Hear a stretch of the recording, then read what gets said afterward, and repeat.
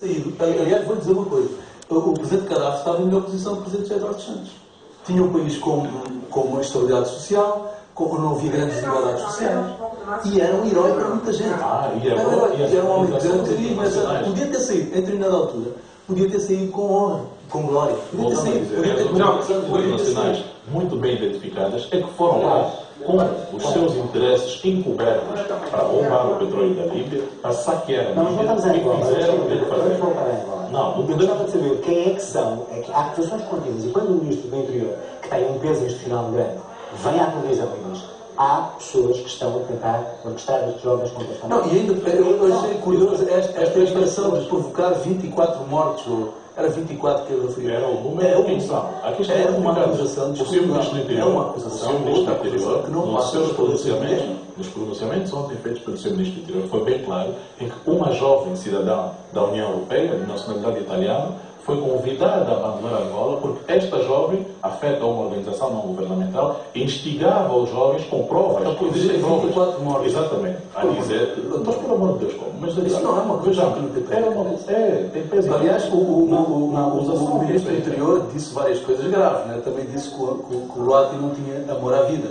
Não, que é uma afirmação muito uma acusação que é feita pelo Ministério Público a estes indivíduos, das provas recolhidas que tem aqui, muito bem. Só espero que depois não apareça nenhum blog na página a dizer que esta acusação foi fornecida pela Presidência da República da Angola. Acho perfeito, não. Aliás, não sei se é muito favorável aquilo que acabei de mostrar aí. Diz-se muito e bem que estes jovens, estes indivíduos, estas pessoas, planeavam agregarem-se, agruparem-se, colocando como escudos humanos crianças, senhoras e velhos, para marcharem. Não faz nem sentido. Não faz sentido. Porque você vê uma pessoa como o Luati, que é um pacifista reconhecido, estão a ler um livro que é um clássico do pacifismo. A gente já está clássico do pacifismo. Foi várias vezes nomeado para o Prémio Nobel da Paz. Agora, não querendo entrar na vida pessoal do Sr. Luati, que é um cidadão angolano, e como digo, vou fazer mais uma coisa. O Ministro do Interior disse isso.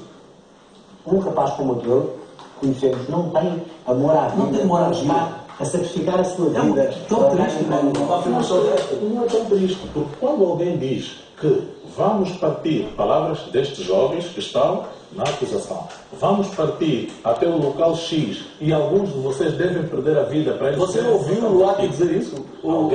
Alguém colocou nas acusações. Alguém ouviu? Você não ouviu? Eu não ouvi. Okay. Alguém colocou, está aqui na acusação, que não fui eu que forneci. Okay. E digo, quando se diz para que alguém faça isso, não sendo nós próprios, você não tem amor. A questão é, tudo aquilo que você ouviu e viu da prática destes jovens contraria essa afirmação. Mas contraria como? Contraria completamente. Pessoas para morrerem a questão é que o livro que eles estão a ler, que volto a insistir, é um clássico do pacifismo. É um livro subversivo. E eu concordo consigo. Já concordo. É um livro subversivo para a ditadura. É um livro subversivo para a ditadura. Está a dizer que estes jovens não é para a democracia. São perigosos terroristas angolanos? É isso que me está a dizer? Quem vai qualificar a perigosidade ou a inocência destas pessoas detidas são os tribunais.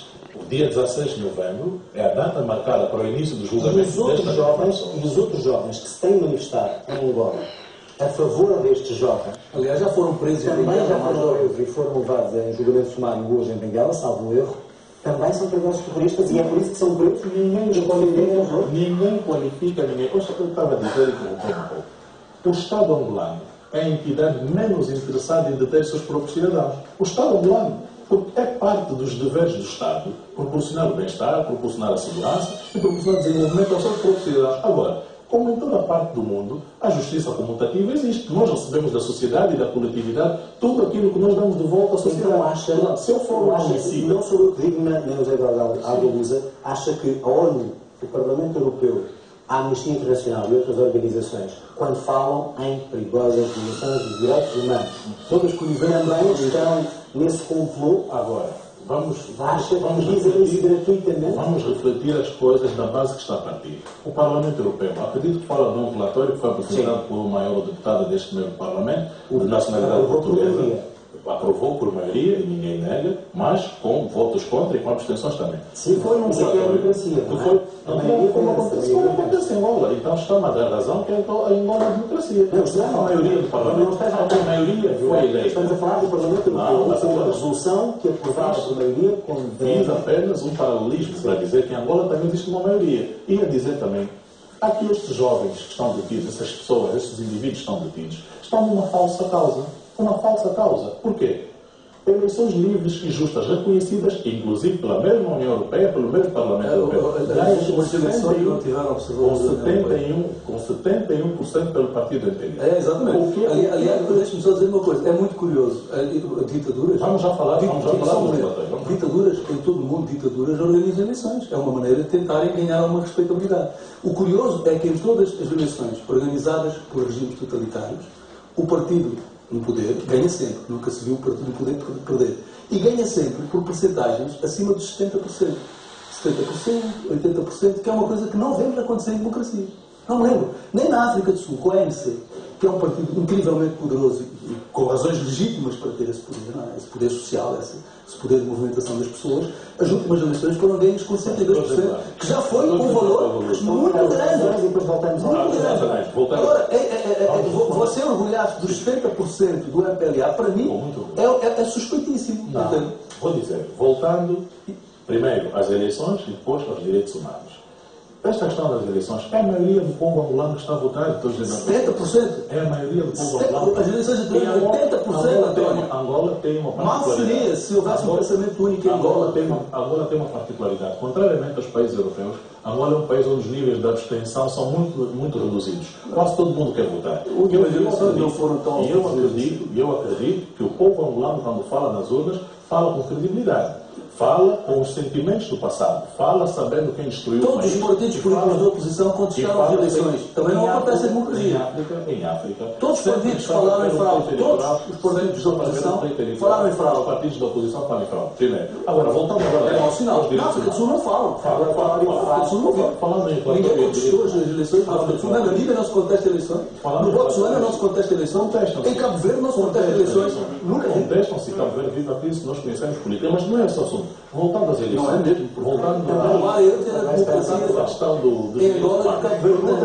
Vou citar a pergunta. Há uma resolução do Parlamento Europeu, aprovada por maioria, novamente, a condenar estas práticas e a pedir ao seu governo mudar de atitude. O que é que não houve no Parlamento Europeu nesta questão? Agora, não é só sobre esta questão do ativo, é pegar nesta questão para as violações dos direitos humanos e liberdades. O mesmo relatório da União Europeia que diz que há liberdade, há ingerência do poder político no poder judicial, etc, é o mesmo relatório que pede para que o poder judicial político em Angola pressione o poder judicial para que se libertem as pessoas detidas. Então, acha a União Europeia está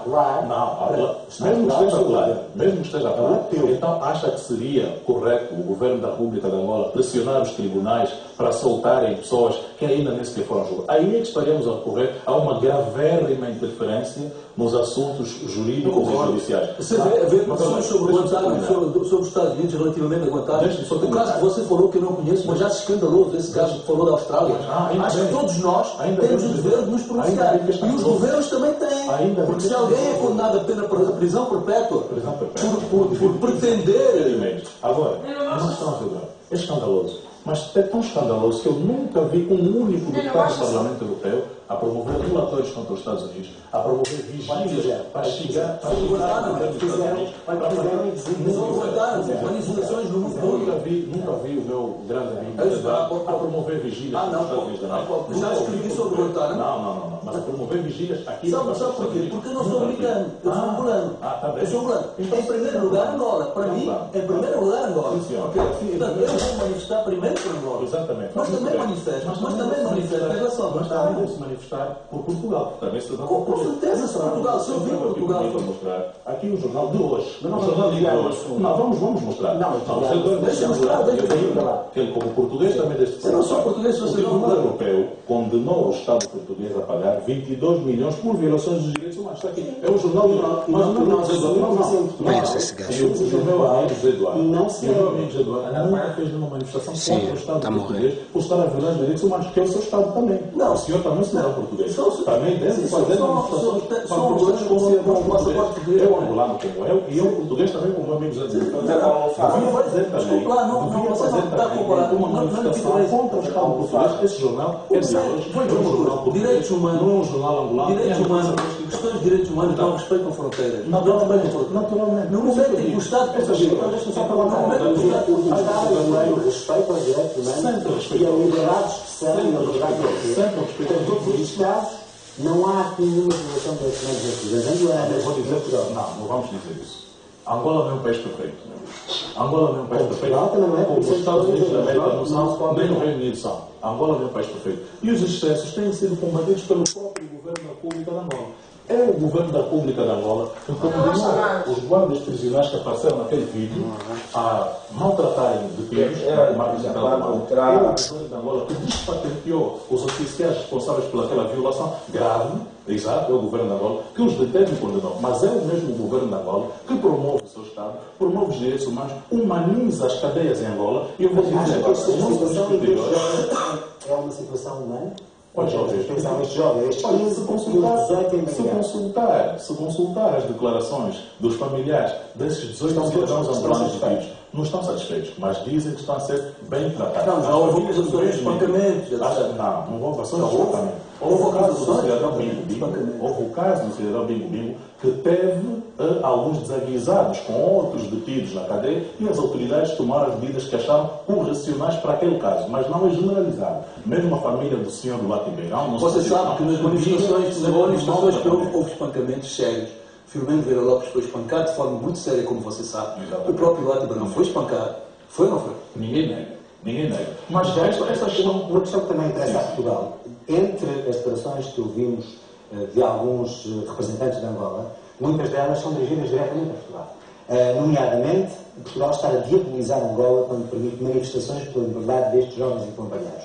E eu pergunto se não é normal que as pessoas possam vir para a rua em Portugal manifestar apoio a esses jovens que estão lá. Porquê é que Portugal está a diabolizar? Não é Portugal que está a diabolizar. São palavras do Sr. Embaixador. Não, as palavras, não. Do artigo que escreveu. Não. Conheço muito bem as declarações. Conheço muito bem. Vou explicar isso aqui. Não é um artigo. Foram declarações que o Sr. Embaixador José Marcos Barrica fez por ocasião dos 10 anos da revista Mangolé, uma revista que foi uma publicação onde dizia claramente que alguns setores da sociedade portuguesa claramente estão a diabolizar alguns setores da sociedade, não Portugal. Quais setores? Não Portugal. Muito bem. Quais setores? O Estado angolano. Mas quais setores portugueses, da sociedade portuguesa, utilizando as palavras corretamente, estão a diabolizar Angola? O Estado angolano separa muito bem as coisas. Certo, mas então... As relações entre Portugal e Angola são relações do de vista diplomático. Não acha estranho o embaixador dizer isto? Não acho estranho o representante do Estado Então, angolano. muito bem, tivesse mais longe. Quem são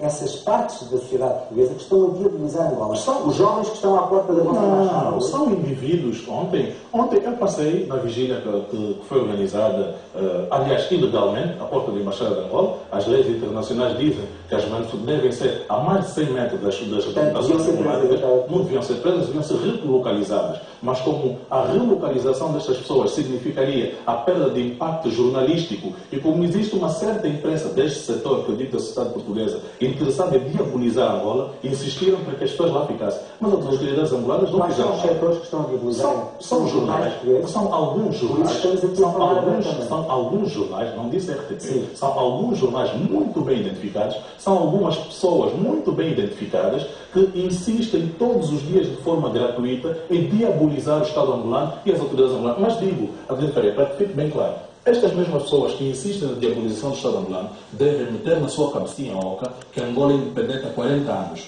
Não faremos nenhuma submissão, não teremos nenhuma submissão a estas pessoas, nem a quem quer que seja. Já, Lusa, não se revê nesta acusação. Não, inclusive eu acho estranho, o que eu acho curioso é que Angola tem esse tipo de acusações em relação a Portugal, mas não tem em relação a outros países. Alguns setores, mas não faz esse tipo de acusações, por exemplo, ao Brasil. O Brasil também se manifestou. Não Não. Sim, não. Vários. Ou seja, eu participei neste processo. Desculpa. Eu assumo que participou. Como disse. Toda a gente sabe. Deixa-me acabar de falar. Eu participei em todo este processo desde o início, que começou em Angola, através das redes sociais, etc., mas começou em Angola, de solidariedade com os presos políticos. Nesse processo de solidariedade com os presos políticos, houve repercussão em todo lado. Claro. E também no Brasil. Claro. Pessoas como o Chico Buarque, pessoas como o Chico César. Um grupo de indivíduos que assinam inclusive um documento, sim, senhor. Eu não vi nunca, nunca, e já anteriormente também houve situações que envolveram personalidades importantes do regime angolano que foram até perseguidas judicialmente no Brasil. Nunca ouvi o Bento Canhama. Nunca ouvi. No Brasil, não. Sim, o Bento Canhama A acusação foi feita e foi resolvido o caso judicialmente, foi inocentado. Na altura, não foi inocentado. Também não, contrariamente ao que acontecia aqui em Portugal. Não foi perseguido. Foi acusado, mas os tribunais trataram. Nunca ouvi, o que eu digo é, nunca ouvi a Angola reagir da mesma maneira em relação a outros países. Os Estados Unidos também já tomaram posições várias vezes em relação a Angola. Várias vezes. Mas já no fim. Zé Luís, acredita que esta situação que tanto faz falar em voz alta contra o que está a passar em Angola se pode mudar rapidamente? Espero que quem é que pode mudar isso? O Presidente da República pode mudar e vai ainda a tempo de retomar o processo de democratização e libertar, desde logo, libertar estes jovens, não é? E avançar com um processo na verdade, de pacificação da sociedade, falando com as diferentes forças sociais, falando com os jovens, falando com os sindicatos, falando com as igrejas e avançando com um processo efetivo de democratização. Começou esta conversa dizendo que Angola está na época moderna, é um país grande no mundo e que tem uma visão aberta nesta altura, e a sua presença aqui, a sua nomeação como embaixador, até para falar em nome do governo angolano, mostra isso. Eu pergunto porque é que Angola não dá esse sinal. Às vezes, quando damos algo, ganhamos mais. Porque é que não dá um sinal de maior esperança a quem pede por essa esperança? Muito obrigado.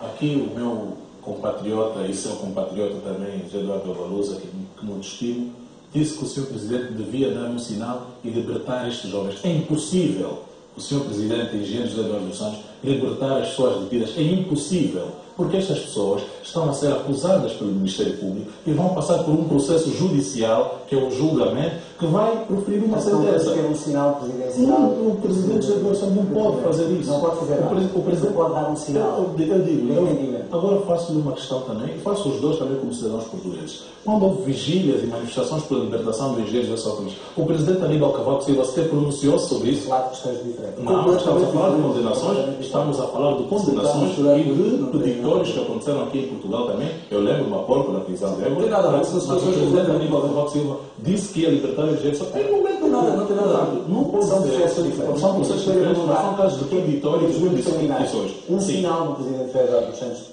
para estes jovens que estão insatisfeitos. Olha, um sinal até dentro do Presidente Eduardo dos Santos, um sinal da comunidade internacional. Eu estive a consultar aqui o Invitation Institute, que diz que, se puderem filmar, a imagem externa da Angola melhorou 20% de 2 milhões. Vamos terminar. Mas para dizer que... Exatamente. Os direitos humanos continuam a ser respeitados. Os direitos humanos continuam a ser respeitados em Angola, como continuam a ser respeitados. Já estamos aqui há uma hora e isto continuaria. De Exato. qualquer maneira, ficam as vozes ouvidas.